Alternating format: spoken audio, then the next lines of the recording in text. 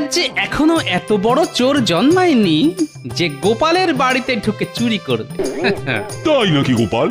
মানছি তোমার বুদ্ধির জোর আছে, তা বলে তুমি সব সময় বুক ফুলিয়ে ঘুরে বেড়াবে, এ কেমন করে হয়? ঠিক বলেছেন মহারাজ, গোপালের অহংকারে মাটিতে পা পড়ে না।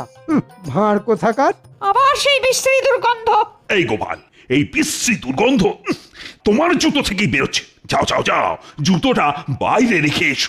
না না মহারাজ, আমার জুতো থেকে গন্ধ বেরোতেই পারে না। আজ রাজসভায় গোপাল আর মহারাজ ছাড়া কেউই তো জুতো পরে আসেনি। তার মানে তুমি কি বলতে চাইছো গোপাল, এই দুর্গন্ধটা মহারাজের জুতো থেকে বেরোচ্ছে? কি তোমার এত বড় সাহস গোপাল? আমি তোমার এই মাসের বেতন কেটে নেব, এ আমি বলে দিলাম। না না, আমি তা বলতে চাইনি মহারাজ, আমাকে ক্ষমা করুন মহারাজ। গোপালের মুখখানা শুকিয়ে একেবারে শুকনো আমের আটি হয়ে গেছে।